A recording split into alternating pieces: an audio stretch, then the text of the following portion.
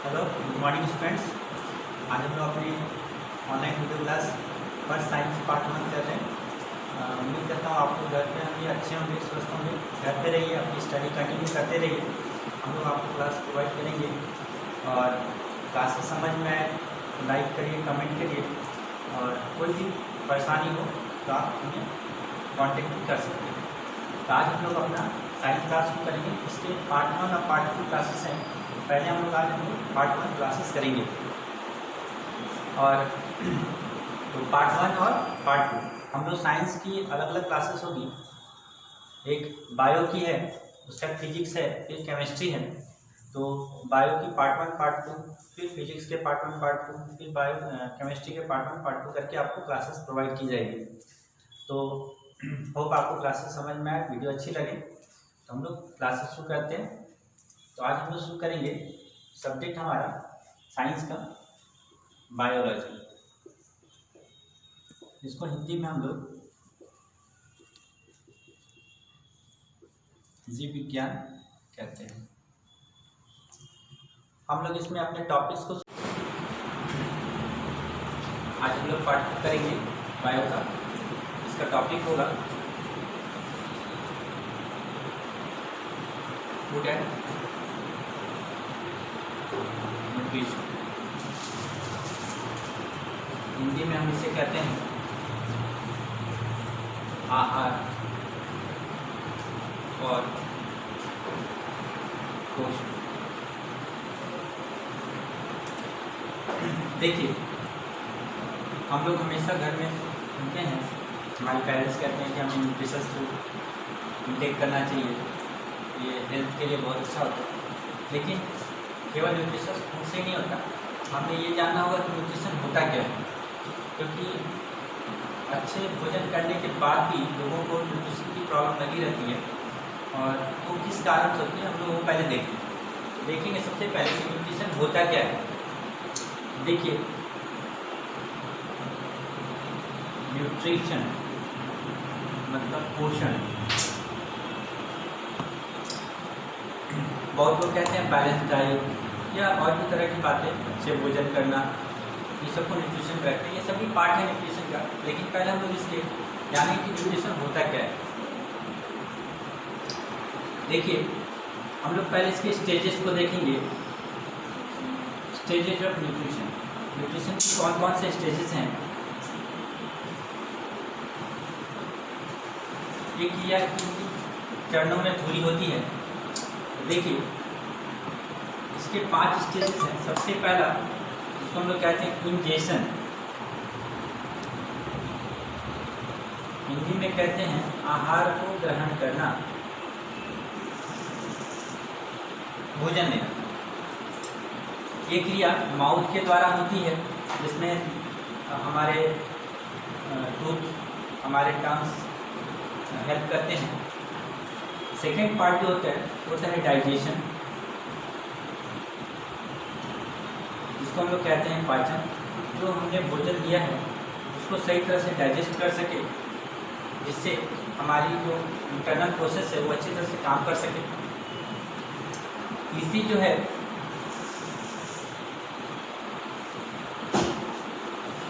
Ingestion. पहला stages of nutrition में हमने देखा, सबसे पहला इंजेशन, दूसरा है डाइजेशन, तीसरा होगा हमारा एब्जॉर्प्शन। एब्जॉर्प्शन इसको हम हिंदी में अवशोषण कहते हैं। अवशोषण। देखिए, डाइजेशन के बाद जो फूड का डाइजेशन होता है, डाइजेशन के बाद हमारे 2 चीज़ें बनती हैं, एक अच्छी और एक खराब चीज़ें बनती है। तो अच्छी चीज़ों को हमारे बॉडी के द्वारा क्या किया जाता है, एब्जॉर्ब किया जाता है, और जो वास्ट प्रोडक्ट बचते हैं उसको सही से बाहर निकाल दिया जाता है। तो जो फूड को एब्जॉर्ब हमने किया है उसको हमारे बॉडी में एसिमिलेट किया जाता है, यानी फोर्थ स्टेज जो होगा वो एसिमिलेशन। एसिमिलेशन हिंदी में इसको हम लोग कहते हैं स्वांगीकरण करना। जहाँ पर जिन चीज़ों की आवश्यकता होती है उससे उस जगह पर पहुँचाना। और लास्ट प्रोसेस जो है वो है इजेशन। इजेशन, हिंदी में इसको कहते हैं निष्कासन। मतलब जो फूड अनडाइजेस्टेड फूड है, फास्ट फूड है, उसको बॉडी से बाहर निकालना। अगर ये पांचों क्रिया हमारे शरीर में अच्छी तरह से हो तो यानी हमारा न्यूट्रिशन बहुत ही अच्छा है और हमारा हेल्थ बहुत ही अच्छा रहेगा। तो केवल न्यूट्रिशियस फूड लेना, हेल्दी फूड लेना, बैलेंस डाइट लेना, यही केवल न्यूट्रिशन नहीं होता। न्यूट्रिशन के 5 अवस्थाएं हैं जिसके द्वारा हमारे न्यूट्रिशन की क्रिया प्रोसेस पूरी होती है। इस चीज़ों को हम हमारे चैप्टर है डाइजेस्टिव सिस्टम, उसमें हम लोग इसको अच्छी तरह से देखेंगे। फिलहाल हम लोग आगे बढ़ते हैं, देखते हैं कि न्यूट्रिशन से हमारे क्या फायदे होते हैं, इसके इंपॉर्टेंस क्या क्या है। इंपॉर्टेंस ऑफ न्यूट्रिशन, पोषण के क्या महत्व हैं। तो देखिए, अगर ये पांचों क्रिया हमारे शरीर में अच्छी तरह से हो तो इससे हमें क्या फायदे होंगे। सबसे पहला, फॉर्मेशन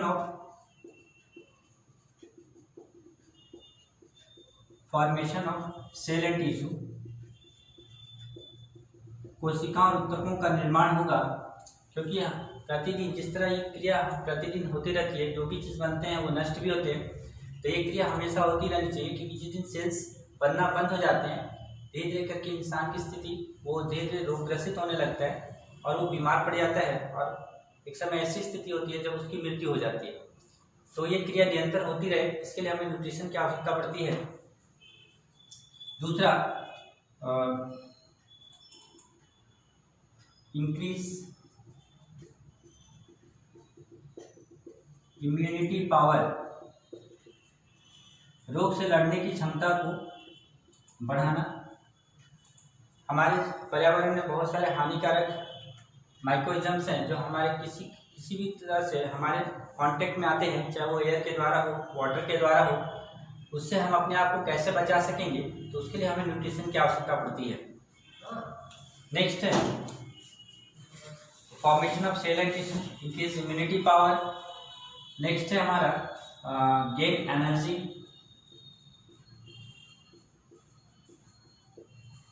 ऊर्जा को संचित करना। क्योंकि हमारे शरीर में हमारे कार्यों को, दिनचर्या को पूरा करने के लिए जितनी हमें एनर्जी की आवश्यकता होती है वो हमें न्यूट्रिशन से ही प्राप्त होती है। नेक्स्ट है हमें मूवमेंट एंड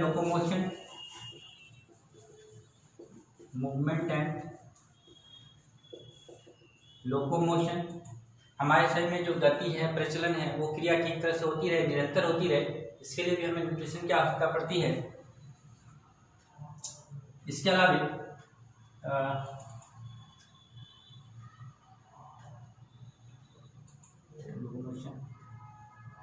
प्रमुख रूप से देखा जाए तो यही सब हमारे सबसे, ऐसे तो अतिरिक्त और भी है, इसकी कोई अंत नहीं है। जितना भी हम देखा जाए तो सभी चीज़ें हमें न्यूट्रिशन से ही प्राप्त होती हैं। मैंने यहाँ पे कुछ आपको एग्जाम्पल्स दिए, ऐसे इसके बहुत सारे फायदे भी हैं। आगे हम लोग देखेंगे। नेक्स्ट हमारा टॉपिक है फूड, जिससे अधिकतर एग्जाम में क्वेश्चन पूछे जाते हैं। और एक चीज़ को ध्यान में रखना है कि अगर हमारा न्यूट्रिशन में प्रॉब्लम हो तो हमें एक डिजीज होती है जिसका नाम है मेल न्यूट्रिशन, जिसे हम लोग हिंदी में कुपोषण कहते हैं। कुपोषण एक डिजीज है जिसमें भारत में 2 राज्य सबसे प्रमुख है, एक है मध्य प्रदेश और एक है उड़ीसा, जहाँ पर मल न्यूट्रिशन की प्रॉब्लम सबसे अधिक है। और प्रायः हर राज्यों में इसके प्रकोप को देखा जाता है। तो हमें न्यूट्रिशन पर ध्यान रखना है जिससे हमें मल न्यूट्रिशन की प्रॉब्लम से हम दूर रहें, बच के रहें। ठीक है, अच्छा आगे देखते हैं हम लोग। नेक्स्ट है फूड, जिससे हमें सबसे अधिक क्वेश्चन पूछे जाएंगे। मैं इसे हटा देता हूँ।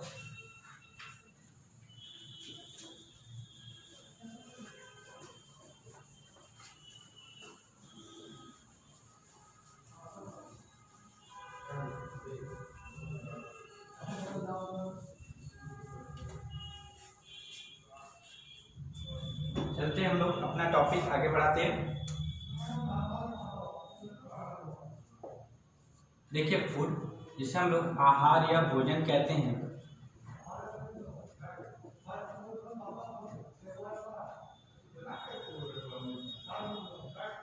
आहार या भोजन कहते हैं। देखिए हमारे न्यूट्रिशन में सबसे महत्वपूर्ण योगदान फूड का होता है। हमारा अगर बैलेंस डाइट न्यूट्रिशियस फूड हो तो हमारा न्यूट्रिशन अच्छा तरह से होता है। तो हमें ये देखना है कि हमें किस तरह का भोजन करना चाहिए। सबसे पहला चीज़ है कि बॉडी में हमारा फूड किस रूप में काम करता है। तो देखिए फूड हमारे बॉडी में किस रूप में काम करता है, तो ये एक ईंधन के रूप में काम करता है। इसको हम लोग फ्यूल ऑफ बॉडी कहते हैं। फ्यूल ऑफ बॉडी, शरीर का ईंधन के रूप में इसको जाना जाता है फूड को।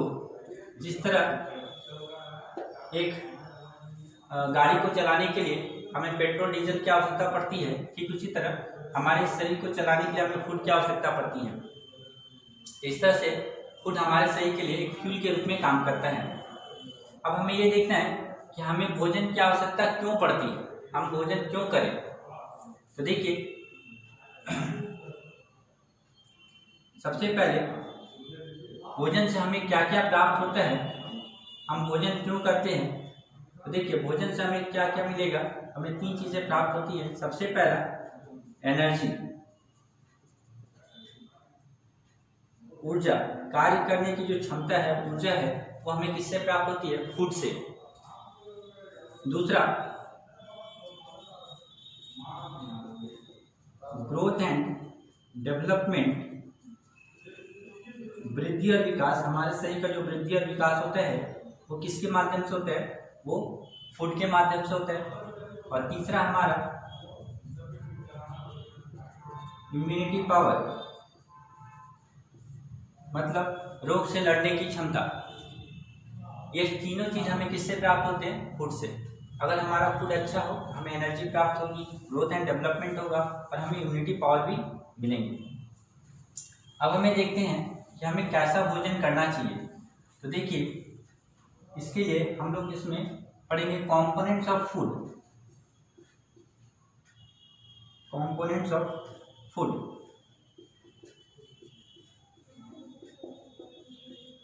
कंपोनेंट्स ऑफ फूड, हमारे भोजन में क्या क्या होने चाहिए, क्या क्या फूड के कंपोनेंट्स हैं, हमें वो देखना है। देखिए सबसे पहला कि हमें एनर्जी किससे प्राप्त होगी, हम क्या भोजन करें जिससे हमें एनर्जी प्राप्त हो। सबसे जरूरी चीज़ है खाद्य का, भोजन का, आहार का सबसे प्रमुख जो उद्देश्य है वो है एनर्जी प्राप्त करना, ऊर्जा प्राप्त करना। और ये हमें किससे प्राप्त होती है, एनर्जी का मुख्य स्रोत जो होता है वो है कार्बोहाइड्रेट, कार्बोहाइड्रेट एंड फैट। ये 2 चीज है जो एनर्जी के प्रमुख स्रोत है। प्रोटीन को भी रखा जाता है लेकिन सबसे अधिक चीजें हमें कार्बोहाइड्रेट और फैट से प्राप्त होती है। दूसरा ग्रोथ एंड डेवलपमेंट, दूसरा ग्रोथ एंड डेवलपमेंट, जो हमारे शरीर का वृद्धि और विकास होता है ये किसके माध्यम से होता है, ग्रोथ एंड डेवलपमेंट हम किसके द्वारा करते हैं, ये होगा प्रोटीन के द्वारा। प्रोटीन का सबसे प्रमुख कार्य होता है ग्रोथ एंड डेवलपमेंट करना, यानी बॉडी बिल्डिंग का काम करना। एग्जाम में ये क्वेश्चन आता भी है, पूछा भी जाता है कि कौन सा भोजन हमारे शरीर में शरीर निर्माण के रूप में कार्य करता है, बॉडी बिल्डिंग के रूप में कार्य करता है, तो है प्रोटीन। और इसके बाद हमारा इम्यूनिटी पावर, रोग से लड़ने की क्षमता, ये हमें किससे प्राप्त होगी। इसके लिए हमारे पास 3 चीजें होती हैं। सबसे पहला है विटामिन, दूसरा हमारे पास है मिनरल्स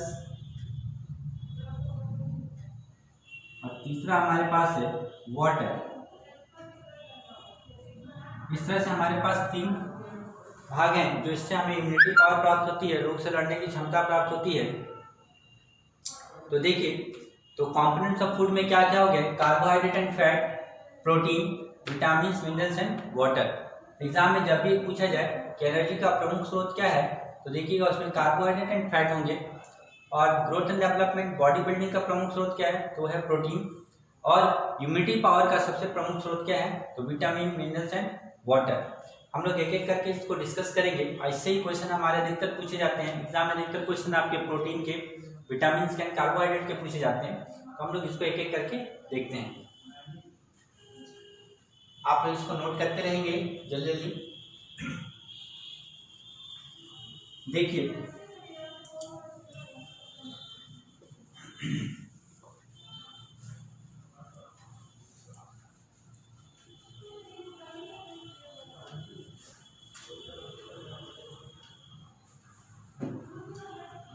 शुरू करते हैं हम लोग। सबसे पहला कार्बोहाइड्रेट।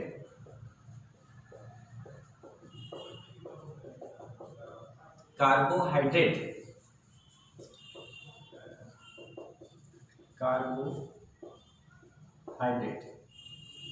इसे हम लोग ग्लूकोज के रूप में भी कहते हैं।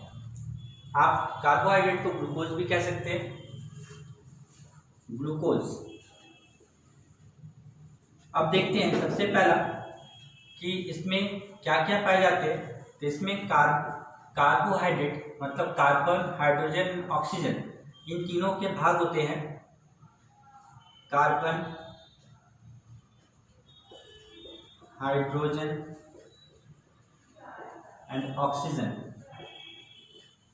इन तीनों से मिलकर कार्बोहाइड्रेट बना, जिसका रेशियो 1:2:1 होता है। क्योंकि ग्लूकोज का जो फॉर्मूला है वो है 6C6H12O6, अर्थात इसका रेशियो हो गया 1:2:1। ये भी क्वेश्चन एग्जाम में पूछे जाते हैं कि ग्लूकोज का फॉर्मूला सूत्र क्या है और इसका रेशियो क्या होता है। तो ये 1:2:1 याद रखेंगे। कार्बन, हाइड्रोजन और ऑक्सीजन के प्रमुख स्रोत हैं। फिर देखिए सोर्स, हम लोग ये देखेंगे कि हमें किन चीज़ों से कार्बोहाइड्रेट प्राप्त होते हैं। तो ऐसे तो बहुत सारी चीज़ें हैं, लेकिन हम लोग के कॉमन नाम लिख सकते हैं स्वीट इंग्रेडिएंट्स। स्वीट इंग्रेडिएंट्स मीठे पदार्थ जो हैं वो कार्बोहाइड्रेट के प्रमुख स्रोत होते हैं। जैसे आलू है, सब्जियों में आलू को रखा जाता है, पोटैटो, बनाना, फलों में अगर देखा जाए तो केला है। इसके अलावा शुगर केन, गन्ना, ऐसी चीज़ें जो मीठे पदार्थ में आते हैं वो सब कार्बोहाइड्रेट के प्रमुख स्रोत होते हैं। उसके बाद देखा जाए डेफिशिएंसी, इसकी कमी और अधिकता से क्या रोग हो सकते हैं हमें। डेफिशिएंसी सिंड्रोम्स,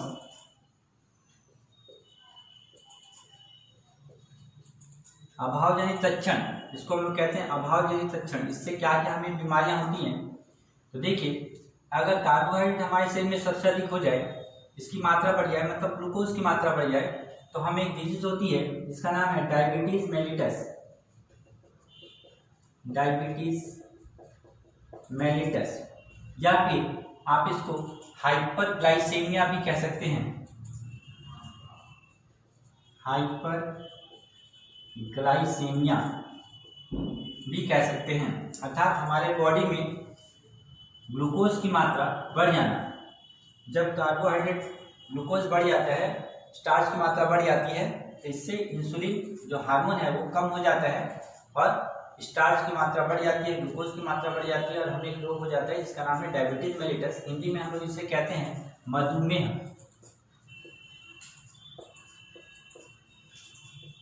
बहुत बार क्वेश्चन पूछा भी जाता है कि डायबिटीज मेलिटस किस हार्मोन की कमी से होती है।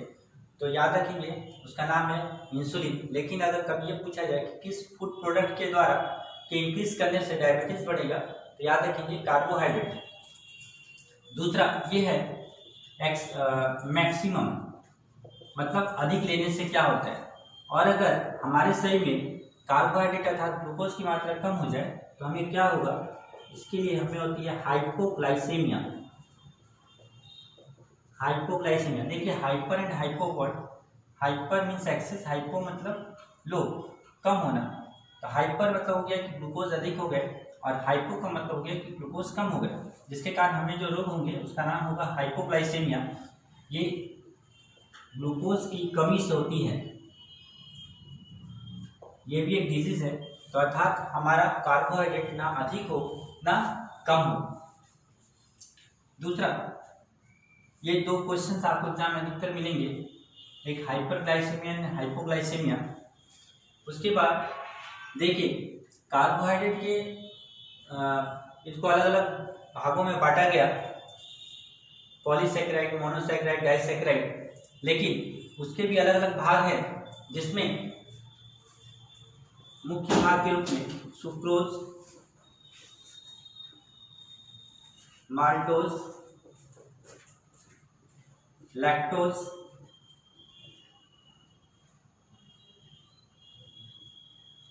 और फ्रुक्टोज है। ये चारों कार्बोहाइड्रेट के भाग हैं। याद रखेंगे कि सुक्रोज को हम टेबल शुगर भी कहते हैं। टेबल शुगर, ये क्वेश्चन पूछा भी गया था कि टेबल शुगर किसे कहा जाता है, तो याद रखेंगे टेबल शुगर किसे कहा जाता है, तो सुक्रोज को कहा जाता है। और इनमें सबसे मीठा जो ग्लूकोज है वो है फ्रुक्टोज।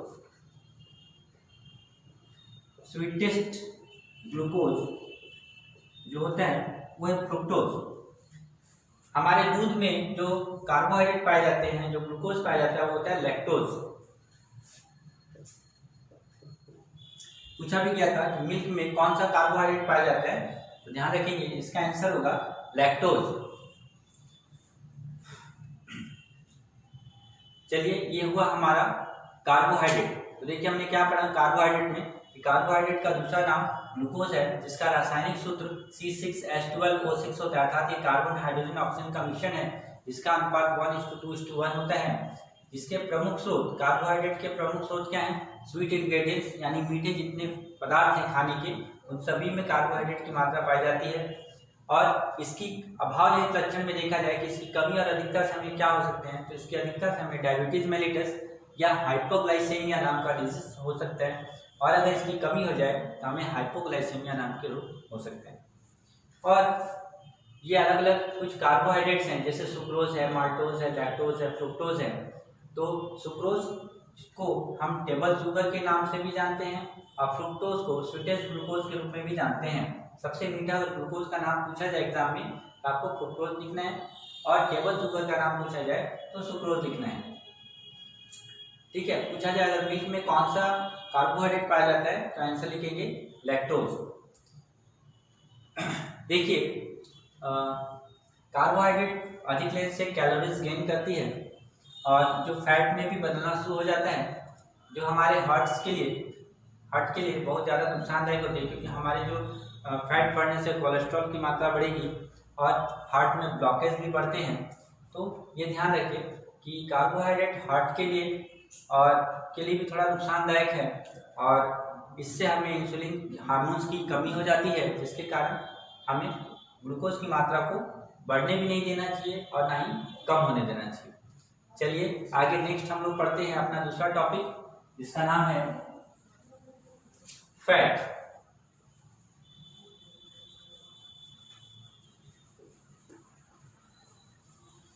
कार्बोहाइड्रेट के बाद हम लोग पढ़ेंगे फैट।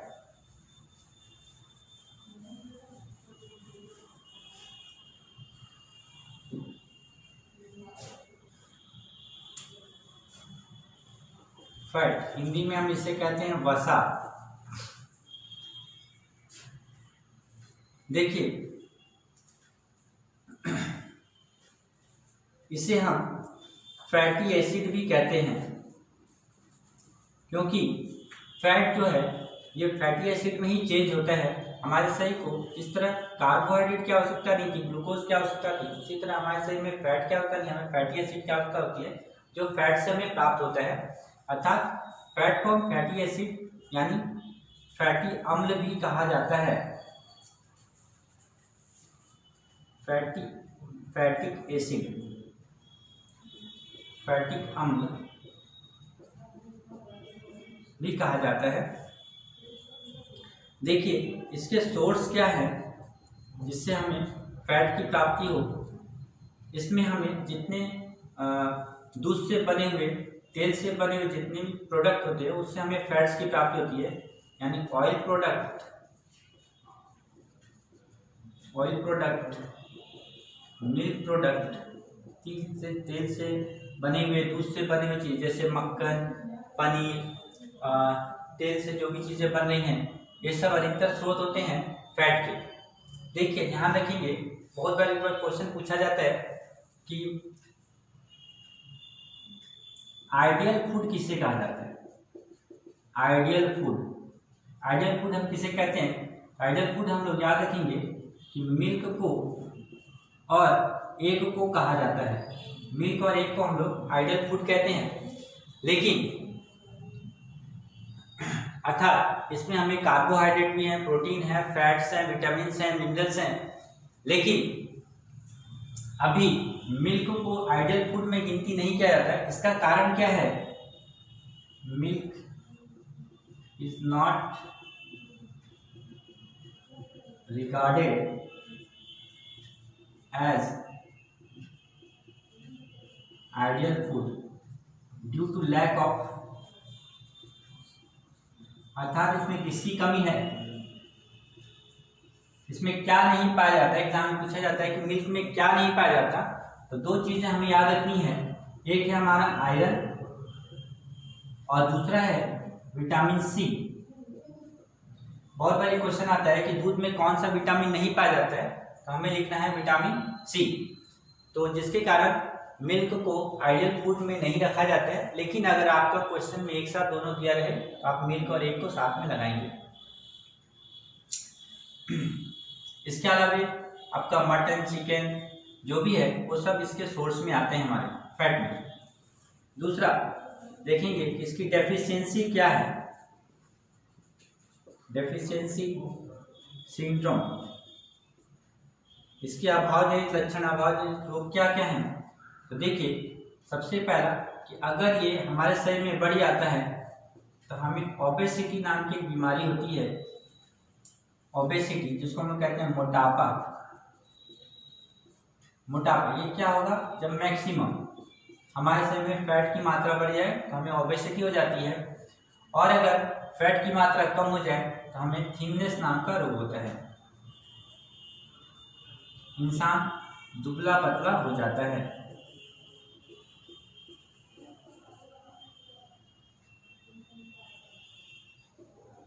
ये मैक्सिमम और मिनिमम हमें ध्यान रखना है।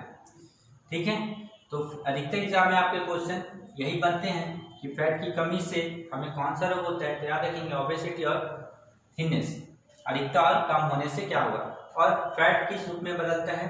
तो फैटिक एसिड के रूप में चेंज होता है, फैटिक अम्ल के रूप में बदलता है। ये इसको आप फैटिक एसिड या फैटी एसिड भी कह सकते हैं।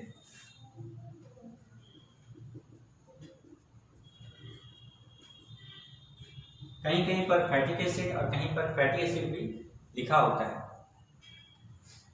चलिए आगे हम लोग पढ़ते हैं, और ये वेरी इंपॉर्टेंट क्वेश्चन है, इसको विशेष आप लोग मार्क कर लेंगे। ये बहुत बार एग्जाम में पूछा गया है कि आइडियल फूड किसे कहते हैं, और मिल्क में हमें क्या नहीं मिलता है, कौन सा विटामिन नहीं मिलता है, कौन सा मिनरल नहीं मिलता है। ये क्वेश्चन हमारे अधिकतर पूछे जाते हैं। ठीक है, अधिकतर देखिएगा एग्जाम में क्वेश्चन बहुत बार आया है कि मिल्क में कौन सा विटामिन नहीं है जिसके कारण उसमें हम आइडियल फूड नहीं कहते।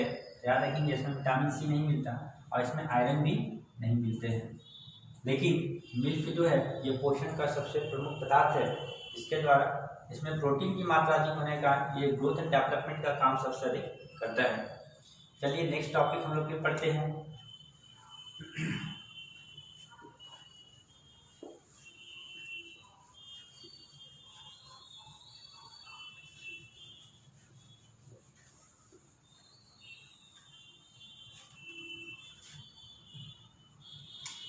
नेक्स्ट है हमारा प्रोटीन।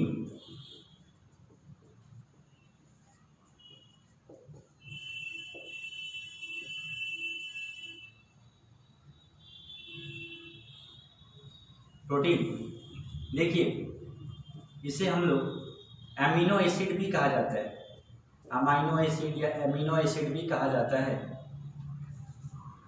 यानी हिंदी में अमीनो अम्ल,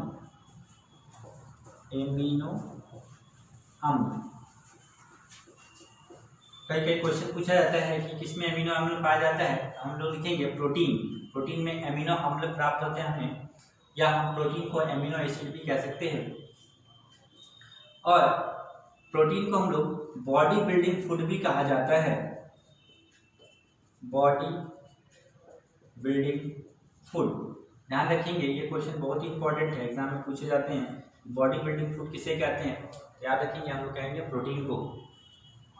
बहुत इंपॉर्टेंट है, ये 7 मार्क वाले क्वेश्चन है ये।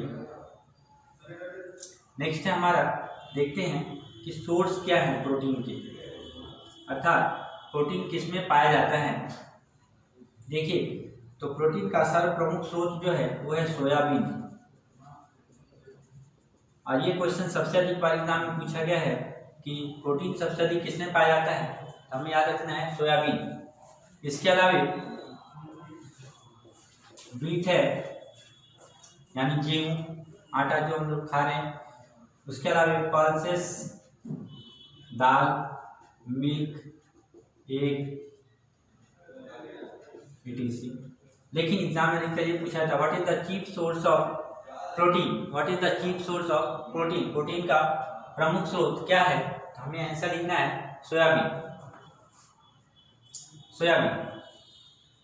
नेक्स्ट देखते हैं हम लोग, इसकी कमी से कौन सा रोग होता है, डेफिशिएंसी सिंड्रोम।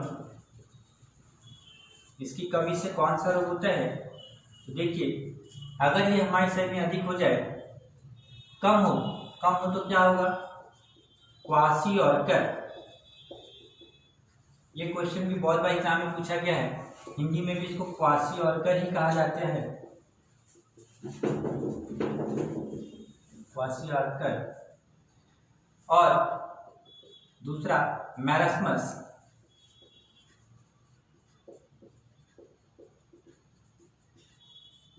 ये दोनों रोग प्रोटीन की कमी से होते हैं, यानी मिनिमम कम होने से होते हैं। अगर हमारे शरीर में प्रोटीन का अभाव हो जाए तो हमें क्वासियोर्कर, मैरस्मस नाम का डिजीज होता है। क्वासियोर्कर बच्चों में होते हैं और मैरस्मस बड़े लोगों में होते हैं। अधिकतर एग्जाम में क्वेश्चन आया भी है, देखिएगा कि क्वासियोर्कर डिजीज किसकी कमी से होता है, तो हमें आंसर लिखना है प्रोटीन। और अगर हमारे शरीर में ये अगर अधिक हो जाए तो ये पॉइजन में चेंज हो जाता है, जिसके कारण हमें बहुत सारे रोग शुरू हो जाते हैं। हमारे शरीर में अमीनो एसिड की मात्रा बढ़ जाती है और ये ज़्यादातर बोन्स पर, मसल्स पर बहुत ज़्यादा इफेक्ट करते हैं। ठीक है, तो ये थे हमारे प्रोटीन। कुछ विशेष प्रकार के प्रोटीन होते हैं, अलग अलग होते हैं। पूछा जाता है कि किसमें कौन सा प्रोटीन पाया जाता है। जैसे देखिए, अगर पूछा जाए कि बोन में कौन सा प्रोटीन है, तो हमको लिखना है ओसिन नाम का प्रोटीन, क्योंकि हमारे शरीर में लगभग 22 प्रकार के अमीनो एसिड हैं, जिनमें ओसिन प्रोटीन है जो बोन में पाया जाता है। मसल्स में मायोसिन प्रोटीन पाया जाता है। इसी तरह करके और भी तरह के प्रोटीन हमारे होते हैं, जो हम लोग आगे वीडियो में जो अलग अलग टॉपिक्स पढ़ेंगे उसमें मैं आपको बताते जाऊंगा कि किस में कौन सा प्रोटीन हमारा पाया जाता है। ठीक है, तो ये हमारे प्रोटीन के सबसे अधिक क्वेश्चन। इसमें सबसे अधिक पूछा गया है बॉडी बिल्डिंग फूड किसे कहते हैं, अमीनो अम्ल किसे कहा जाता है, प्रोटीन का प्रमुख स्रोत क्या है, और क्वासियोर्कर नाम के रोग किसकी कमी से होते हैं। ठीक है, चलिए, ये थे हमारे कार्बोहाइड्रेट, प्रोटीन और फैट। नेक्स्ट अब हम लोग जो पढ़ेंगे वो है हमारा विटामिन्स और मिनरल्स।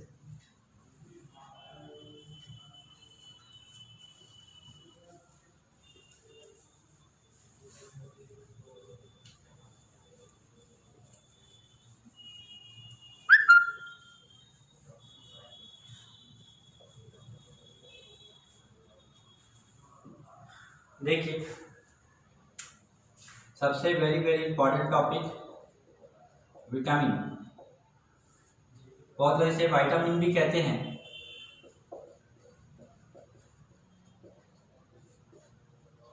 देखिए, सबसे पहला क्वेश्चन ये पूछा जाता है कि विटामिन की खोज किसने की।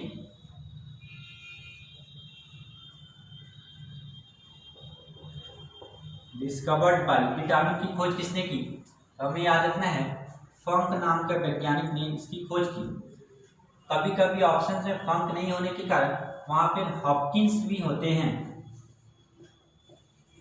हॉपकिंस, देखिए फंक वो थे जिन्होंने विटामिन को विटामिन का नाम दिया, इसलिए इसके प्रमुख खोजकर्ता जो थे वो हॉपकिंस थे। और कभी कभी फंक को भी विटामिन का जनक भी कहा जाता है। यानी फादर अगर पूछा जाए, फादर ऑफ विटामिन, तो भी फंक ही लिखते हैं हम लोग, फंक। और ऑप्शंस अगर फंक ना हो तब हमें हॉपकिंस पे जाना है। पूछा जाए कि विटामिन शब्द का प्रयोग सबसे पहले किसने किया या नाम किसने रखा, तो first used the term vitamin, vitamin शब्द का नाम सबसे पहले किसने रखा, तो फंक ने रखा, इसलिए इनको इसका पिता भी कहा जाता है। अब देखिए विटामिन क्या करते हैं हमारे शरीर में। जिस तरह कार्बोहाइड्रेट क्या कर रहा था, एनर्जी बढ़ाने का काम कर रहा था। फैट क्या कर रहा था, एनर्जी बढ़ाने का काम कर रहा था। और प्रोटीन क्या कर रहा था, बॉडी बिल्डिंग का काम, ग्रोथ एंड डेवलपमेंट का काम कर रहा था। उसी तरह विटामिन जो है हमारे शरीर में क्या करेगा, इसका फंक्शंस क्या होंगे विटामिन के, तो इसका काम होता है इम्यूनिटी पावर को इंक्रीज करना, इंक्रीज इम्यूनिटी पावर, यानी रोग से लड़ने की क्षमता को बढ़ाना, हमें तरह तरह की बीमारियों से होने से बचाता है। इसके अलावा ये कार्बोहाइड्रेट, प्रोटीन और विटामिन यानी इनडायरेक्ट एनर्जी गेन करने में भी मदद करता है, उनको डाइजेस्ट करने में मदद करता है और साथ में इनडायरेक्ट एनर्जी गेन भी करता है। ये हमारा गेन एनर्जी इनडायरेक्ट और प्रत्यक्ष रूप से ये ऊर्जा को संग्रहित करने में भी मदद करता है और हमें होने वाली बीमारियों से भी बचाता है। देखिए विटामिन के दो टाइप्स होते हैं। अगर पूछा जाए types of vitamin, types of vitamin,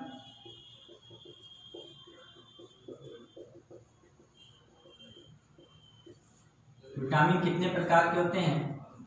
देखिए विटामिन को दो भाग में बांटा गया, एक है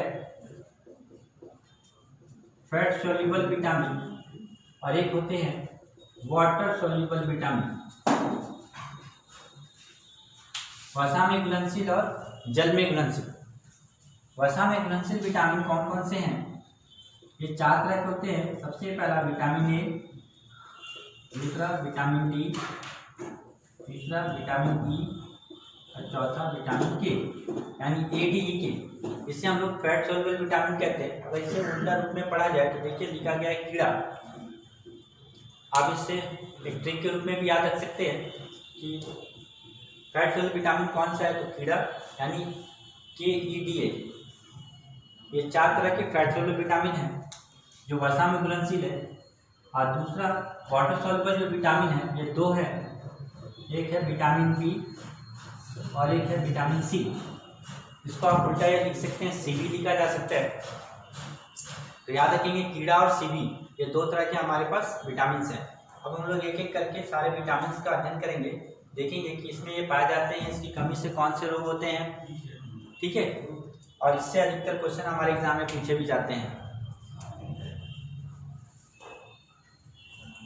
आप लोग इसे सब नोट करते रहेंगे।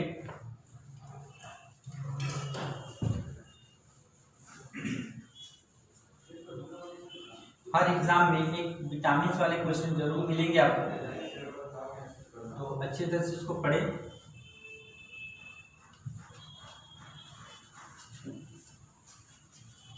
देखिए सबसे पहला विटामिन ए।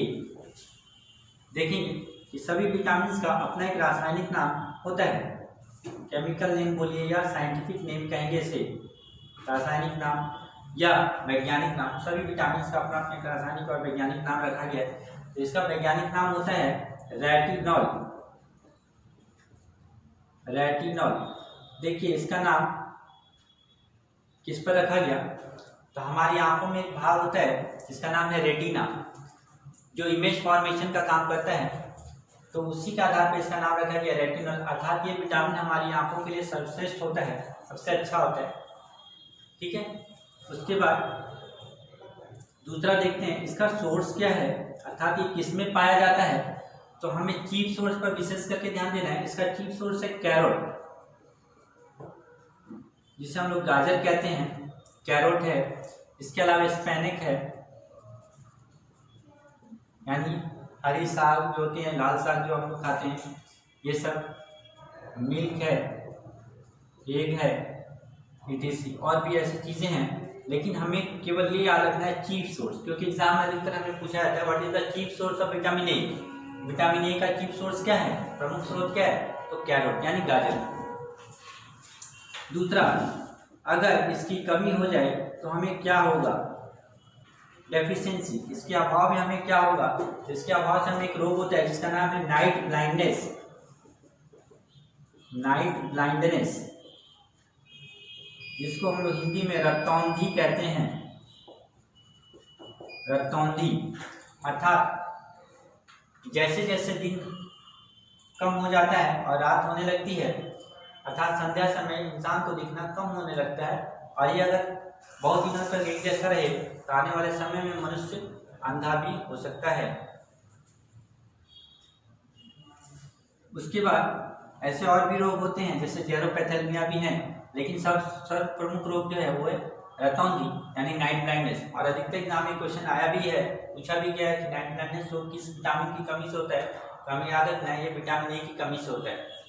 दूसरा कि हम विटामिन ए को और किस नाम से जानते हैं, इसका दूसरा नाम क्या है, तो इसे हम लोग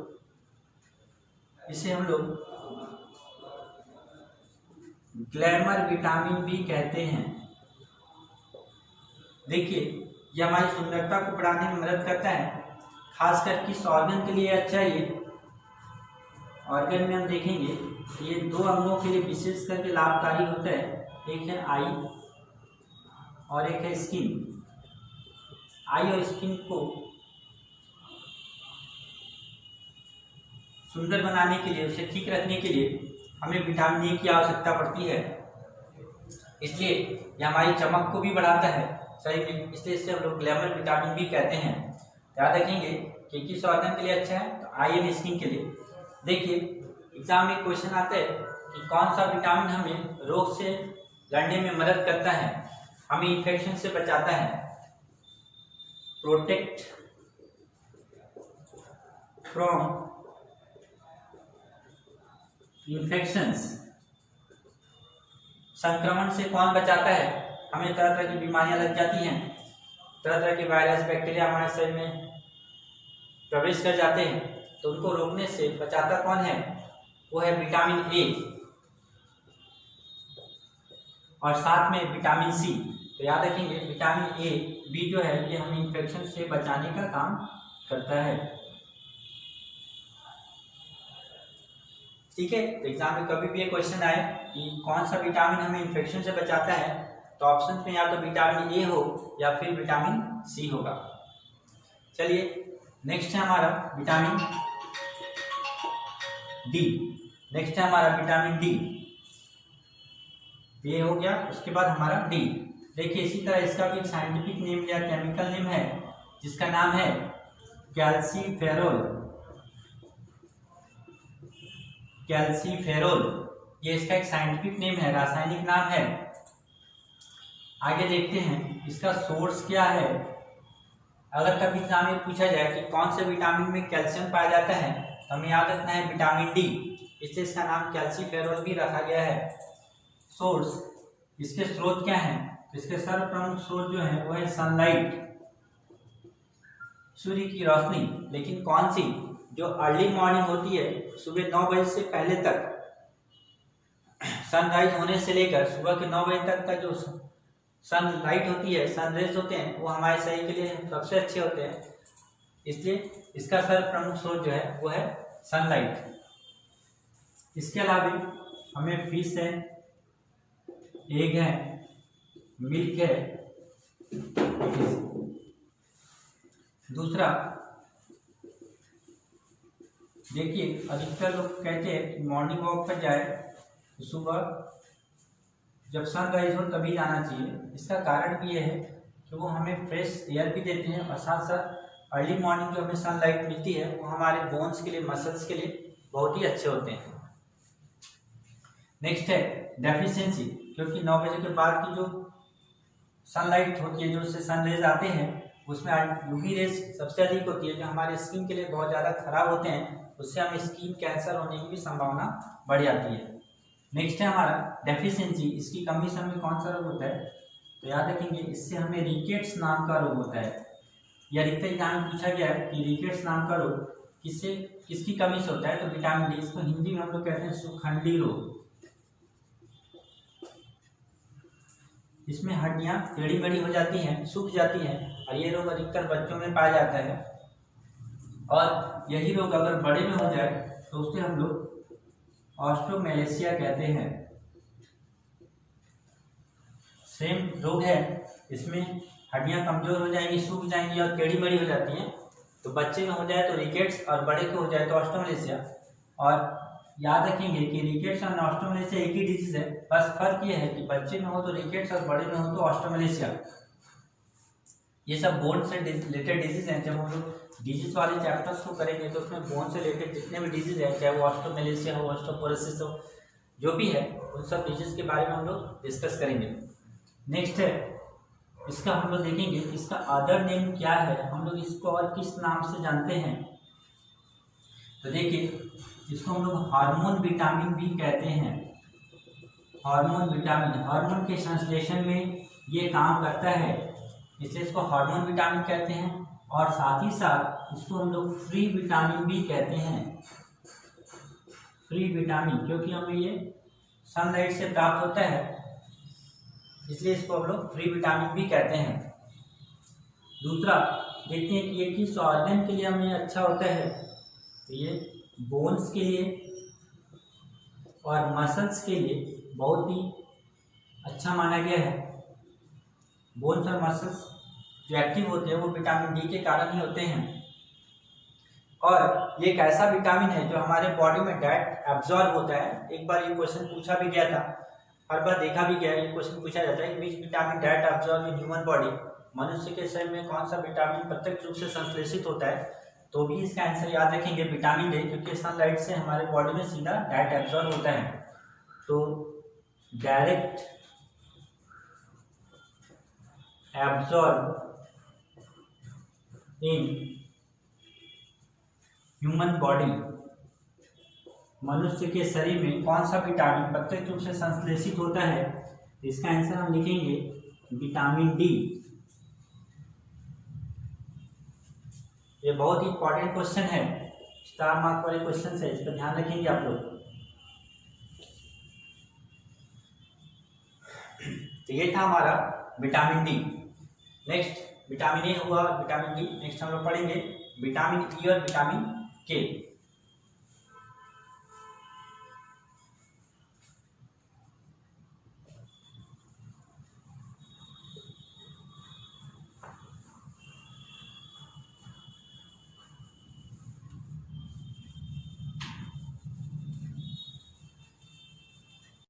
चलिए आगे पढ़ते हैं। नेक्स्ट है हमारा विटामिन ई। ए हो गया, डी हो गया, विटामिन ई और विटामिन के। नेक्स्ट है विटामिन ई, इसका साइंटिफिक नेम टोकोफेरोल। ये भी क्वेश्चन एग्जाम में पूछा गया है कि विटामिन ई का साइंटिफिक नेम क्या है, तो लिखेंगे टोकोफेरोल। इसके सोर्सेज क्या हैं, तो इसके मुख्य स्रोत में हमारा आएगा सोयाबीन, आलमंड। आप अपने ये देखकर ड्राई फ्रूट्स भी लिख सकते हैं, लेकिन सबसे अधिक ये पाया जाता है सोयाबीन और आलमंड्स में। इसके अलावा मिल्क है, एग है, इटीज। चीफ सोर्स जब भी पूछा जाए या तो आलमंड्स हो या फिर सोयाबीन। नेक्स्ट है डेफिशिएंसी, इसकी कमी से क्या रोग होते हैं, तो देखिए इसकी कमी से हमें इनफर्टिलिटी हिंदी में इसको कहते हैं बांझ होना, जैसे कोई स्त्री माता नहीं बन पाती तो उनमें विटामिन ई की कमी से इनफर्टिलिटी नाम का रोग हो जाता है, जिसे हम लोग स्टेरिलिटी भी कहते हैं। दूसरा इम्पोर्टेंस, हिंदी में से कहते हैं नपुंसकता। अगर कोई पुरुष पिता नहीं बन सके तो उसमें विटामिन ई की कमी से रोग होते हैं। इसके अलावा डीबीटी, जिसका फुल फॉर्म होता है डीप वेन थ्रोम्बोसिस। थ्रोम्बोसिस का मतलब होता है ब्लड क्लॉट कर जाना। वेन में हमारा ब्लड क्लॉट कर जाता है, इसके कारण स्वेलिंग हो जाती है और ओल्ड एज के पर्सन को जो सबसे अधिक होता है, जिससे हार्ट का ट्रबल भी बढ़ जाता है। इसके अलावा अर्ली एजिंग, कम उम्र में ही बुढ़ापा आ जाना, ये भी इस रोग विटामिन की कमी से होता है। इसमें सबसे अधिक क्वेश्चन इनफर्टिलिटी और अर्ली एजिंग से पूछे गए। दूसरा, इसका अदर नेम क्या है? विटामिन ई को हम लोग दूसरा नाम से क्या जानते हैं? इससे हम लोग ब्यूटी विटामिन कहा जाता है। ये मनुष्य की सुंदरता को, शारीरिक सुंदरता को बढ़ाने में मदद करता है, इसलिए इसको ब्यूटी विटामिन, और साथ में इसको सेक्सुअल विटामिन भी कहा जाता है।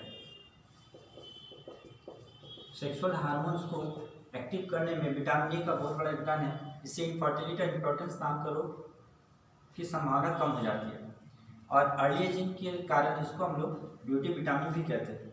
ये हमारे स्किन एंड गोनेट्स के लिए अच्छे होते हैं। गोनेट्स मतलब रिप्रोडक्टिव ऑर्गन्स के लिए अच्छे होते हैं। तो देखिए ये थे हमारे विटामिन ई। नेक्स्ट है हमारे विटामिन के, जिसका साइंटिफिक नेम फाइलोक्विनोल, कहीं पर फाइलोक्विनोल, कहीं पर फाइलोक्विनिन भी लिखा रहता है, एक ही एंजाइम का। नेक्स्ट है सोर्स, इस किसमें पाया जाता है? हम लोग इसमें लिखते हैं और मैंने सभी चीज़ों में, चाहे वो सेरियल्स हो, अनाज हो, मिल्क हो, जितने भी फ्रूट्स हैं, वेजिटेबल्स हैं, इन सभी में ये पाया जाता है, इसलिए इसको हम लोग यहाँ पे मैंने ऑल कर दिया। नेक्स्ट है डेफिशिएंसी, इसकी कमी से क्या रोग होता है? इससे हम लोग हेमरेज, जिसे हम लोग ब्लीडिंग कहते हैं। जब हमारे शरीर का कोई भाग कट जाता है नाइफ से, ब्लेड से, तो देखिए बहुत सारे ब्लड्स फ्लो करते हैं हमारी बॉडी से। तो ये इस कारण से होता है क्योंकि हमारे शरीर में विटामिन ई की कमी हो जाती है और वो ब्लड को रोक नहीं पाता, क्लॉट नहीं कर पाता है, इससे हमें ये रोग होते हैं। इसका अदर नेम एंटी हेमरेजिक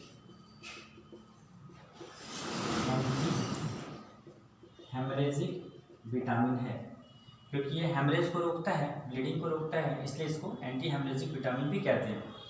ये हमारे ब्लड के लिए अच्छा होता है। तो ये थे हमारे fat soluble vitamin A, D, E, K. आगे हम लोग पढ़ेंगे अब हम लोग वाटर सोल्युबल विटामिन, जो बी और सी है हमारे।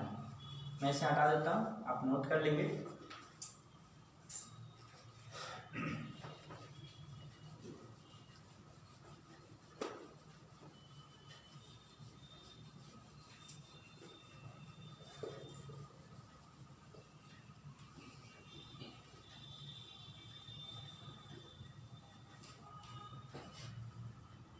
देखिए सबसे पहले विटामिन सी, दो वाटर सोल्युबल जो जल में घुलनशील हैं, बी और सी, उनमें सबसे पहला सी। इसे हम लोग, इसका साइंटिफिक नेम या केमिकल नेम एस्कॉर्बिक एसिड है। हम लोग केमिस्ट्री में एक चैप्टर पढ़ेंगे जिसका नाम होगा एसिड, जिसमें हम लोग तरह तरह के एसिड्स के बारे में पढ़ेंगे, कौन से एसिड किसमें पाया जाता है और उसके क्या नाम है। तो देखिए विटामिन सी को हम लोग एस्कॉर्बिक एसिड कहते हैं, विटामिन सी में एस्कॉर्बिक एसिड पाया जाता है। दूसरा, इसका सोर्स क्या है, ये किसमें पाया जाता है? तो ये हमें ऐसे जितने भी खट्टेदार फल होते हैं उनमें विटामिन सी पर्याप्त मात्रा में होती है, इसलिए हम लोग इसमें किसी फल का नाम ना लिखकर इसको हम लोग लिखेंगे साइट्रस फ्रूट्स। यानी खट्टेदार फल। लेकिन अगर चीफ सोर्स पूछा जाए तो उसमें हम लोग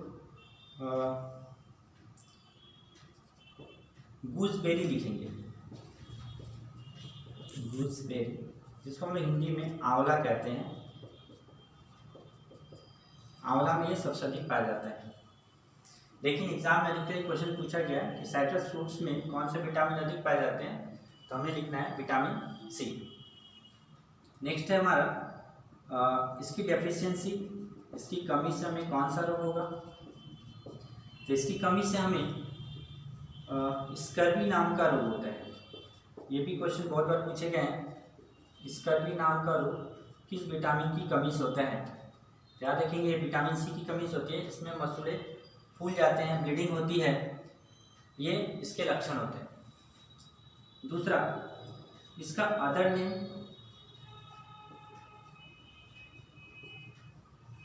इसे हम लोग हर्बल फिजिशियन के नाम से जानते हैं। हर्बल फिजिशियन पूछा भी गया था एग्जाम में कि हर्बल फिजिशियन के नाम से किस विटामिन को कहा गया। याद रखेंगे इसको हम लोग विटामिन सी कहते हैं। और ये रोग ये पुराने घावों को भरने में, ठीक करने में भी मदद करता है, इसलिए ये सबसे महत्वपूर्ण विटामिन है। और ये हमें इन्फेक्शन से भी बचाता है, protect from infection, from infections. याद रखेंगे इन्फेक्शन से बचाने वाले दो विटामिन, एक ए और एक सी। जो बाहर से आने वाले इन्फेक्शंस होते हैं उनसे हमें सुरक्षित रखता है विटामिन सी। तो ये थे हमारे विटामिन सी। नेक्स्ट हम लोग पढ़ेंगे विटामिन बी। विटामिन बी, इसे हम लोग बी कॉम्प्लेक्स भी कहते हैं, क्योंकि इसके बहुत सारे भाग हैं, इसके बहुत सारे पार्ट्स हैं। ये बी कॉम्प्लेक्स के नाम जाना जाता है। और सोर्स में देखा जाए तो ये एक ऐसा विटामिन है जो सभी चीज़ों में पाया जाता है और सबसे महत्वपूर्ण है। सबसे अधिक इसकी आवश्यकता हमारे शरीर को सबसे अधिक होती है, इसलिए ये अधिकतर सभी चीज़ों में पाया जाता है। हम लोग इसको अलग अलग एक चार्ट बना के पढ़ेंगे कि कौन सा विटामिन, कौन सा विटामिन बी का रासायनिक नाम क्या है और उसकी कमी से कौन कौन से रोग होते हैं हमें। इसे मैं हटा देता हूँ।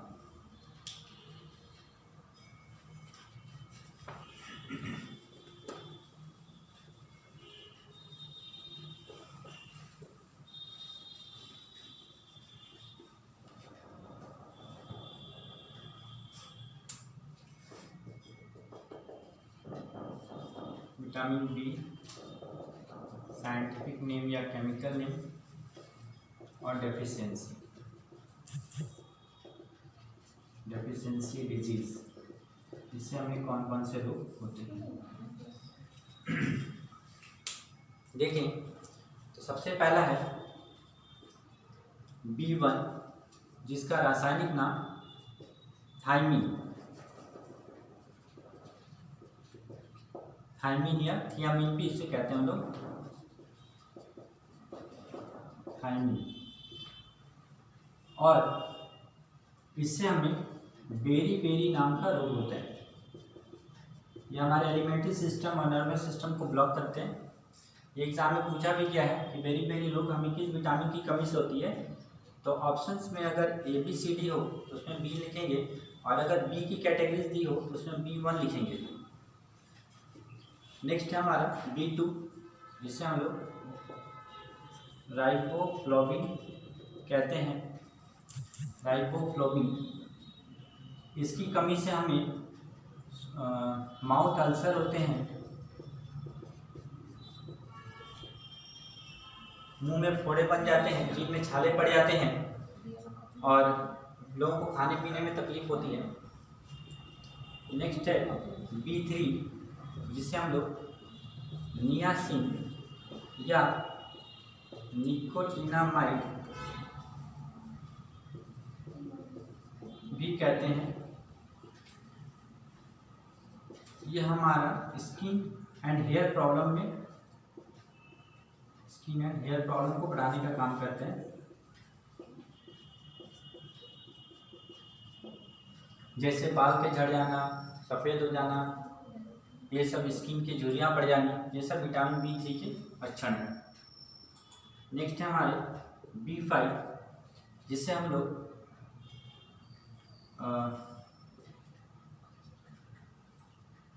B5 इससे होने वाले रोग का नाम है प्लेग्रा। बहुत बार ये क्वेश्चन पूछा गया है कि B5 का से हमें कौन सा रोग होता है, तो हम लिखेंगे प्लेग्रा। ऐसे हम लोग पैंटोथेनिक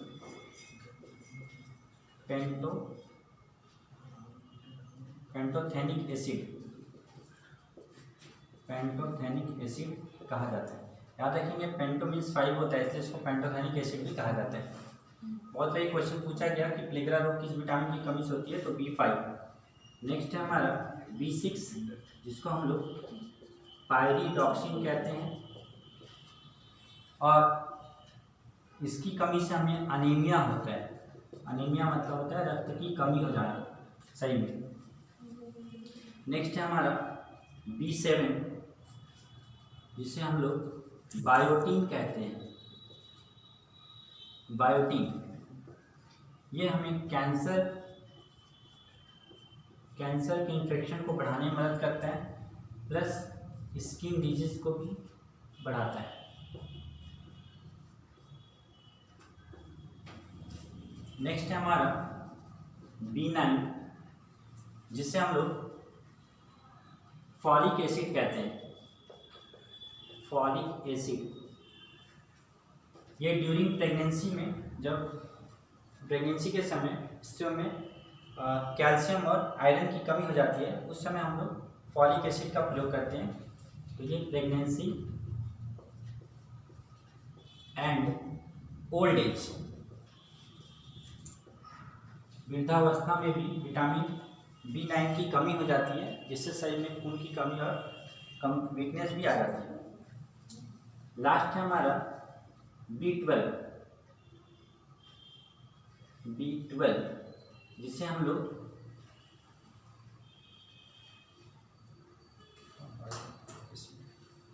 साइनोकोबालामाइन या साइनोकोबालामाइन भी कहते हैं। इससे हमें पर्नीशियस अनीमिया होती है। पर्नीशियस अनीमिया मतलब बार बार शरीर में खून की कमी हो जाना, इसे पर्नीशियस अनीमिया कहा जाता है। और एक बार क्वेश्चन ये भी पूछा गया था कि विटामिन B12 में कौन सा मिनरल पाया जाता है, तो देखिए इसमें कोबालामाइन है।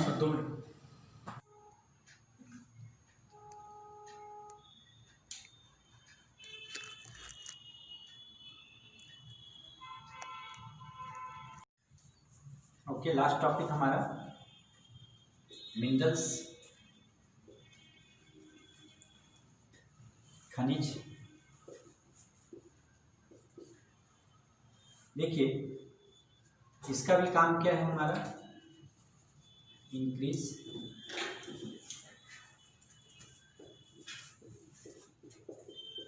Immunity system. जिस तरह विटामिन हमारा इम्यूनिटी सिस्टम को इंक्रीज करता है, उसी तरह से मिनरल्स का भी काम इम्यूनिटी सिस्टम को बढ़ाना है, यानी रोग प्रतिरोधक क्षमता को बढ़ाना है। अब देखते हैं कि मिनरल्स को दो कैटेगरीज में बांटा गया है। जैसे विटामिन के भी दो कैटेगरीज थे, फैट सॉल्युबल और वाटर सॉल्युबल, उसी तरह मिनरल्स के भी दो कैटेगरीज हैं। एक है मैक्रो एलिमेंट्स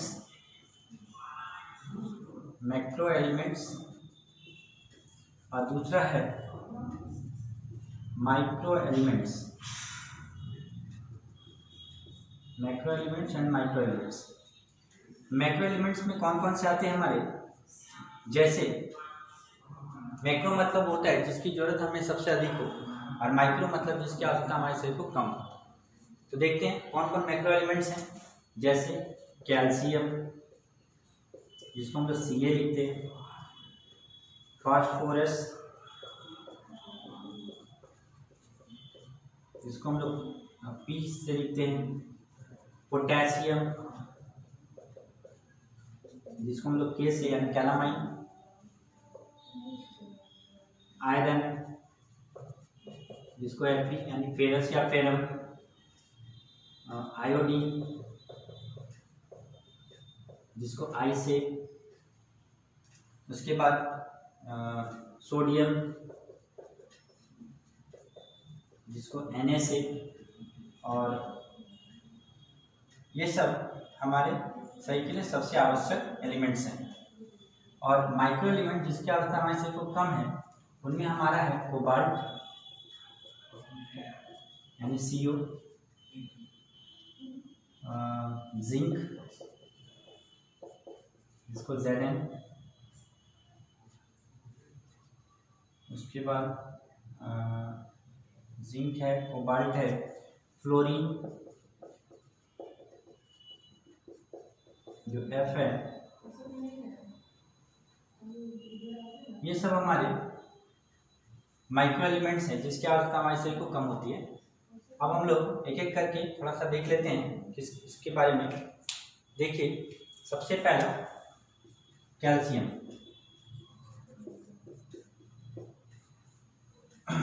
ये सबसे अधिक हमें, इसका चीफ सोर्स क्या है? ये है मिल्क।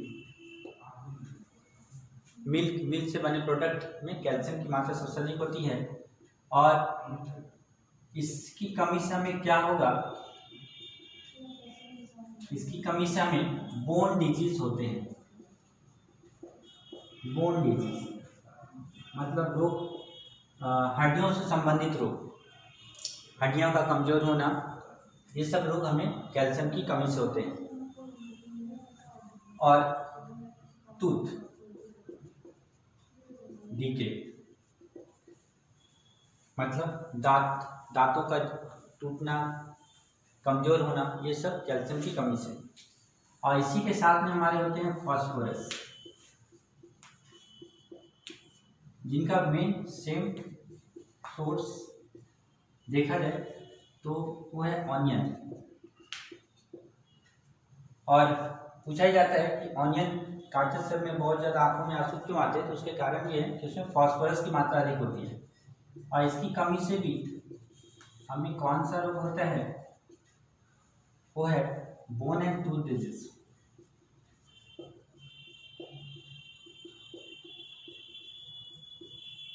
अर्थात हमारे हड्डियों के निर्माण में, दांतों के निर्माण में कैल्शियम और फास्फोरस की आवश्यकता सबसे अधिक होती है। तो ये पूछा जाता है कि हमारी हड्डियों में सबसे अधिक कौन सा मिनरल्स पाया जाता है? तो आंसर हमको लिखना है कैल्शियम।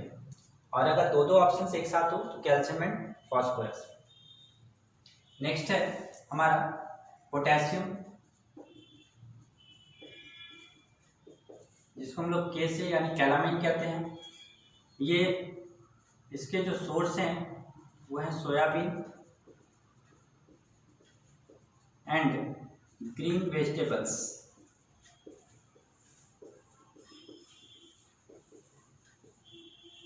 इसकी कमी से हमें heart disease and kidney disease होते हैं। Heart and kidney disease, heart and kidney disease. मैं एक रोग का नाम लिख देता हूँ। जैसे हार्ट में हार्ट ब्लॉक होते हैं हमारे, तो हार्ट ब्लॉक को हम लोग, ये इसलिए होता है, ये इंक्रीज हो जाता है, में बढ़ जाता है। और किडनी डिजीज में हमारा एक रोग है जिसका नाम है हाइपर कैलेमिया। हाइपर कैलेमिया, इसमें भी ये इंक्रीज हो जाता है, बढ़ जाते हैं। ये दो डिजीज हैं जो हमें पोटेशियम से होते हैं। नेक्स्ट है हमारा आयरन, लोहा, जिसको हम लोग Fe कहते हैं। और इसके जो सोर्स हैं वो ग्रीन वेज होते हैं। ग्रीन वेज, मिल्क में आयरन हमारे नहीं होते हैं, याद रखेंगे। और फ्रूट्स हैं हमारे, इसकी कमी से हमें कौन सा रोग होता है? इसकी कमी से हमें अनीमिया नाम का रोग होता है। एनीमिया, एनीमिया मतलब होता है खून की कमी होना। अरक्तता, हिंदी में कहते हैं इसको अरक्तता, खून की कमी हो जाना, आयरन की कमी से होता है। नेक्स्ट है हमारा, मैं इसे हटा देता हूँ, आगे हम लोग पढ़ते हैं आयोडीन एंड सोडियम।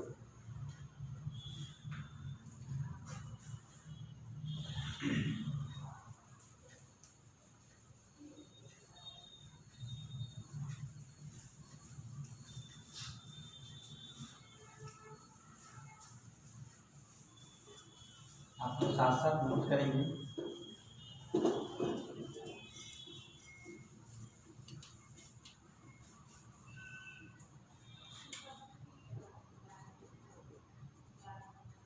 आयोडीन, जिसको हम लोग आई से डिनोट करते हैं, इसका चीफ सोर्स होता है सॉल्ट, जिसको हम लोग आयोडाइज सॉल्ट कहते हैं।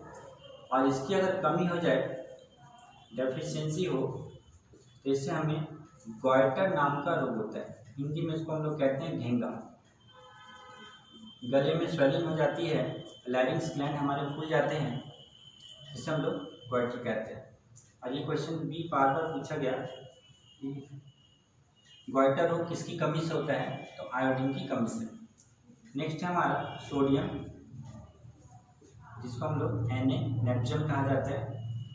इसके भी सोर्स जो हैं वो सॉल्ट होंगे प्लस ग्रीन वेजिटेबल्स होते हैं, साथ में सोयाबीन एंड आलमंड्स। और इसकी कमी से, डेफिशिएंसी, अगर इसकी कमी हो तो हमारे ब्लड सर्कुलेशन में प्रॉब्लम होती है,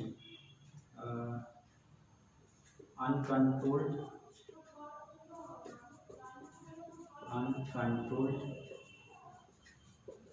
ब्लड सर्कुलेशन, जिसके कारण हमें सडन हार्ट अटैक जैसी स्थिति भी आ जाती है।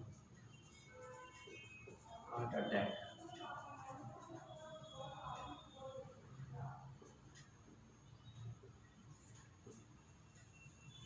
नेक्स्ट है हमारा जिंक,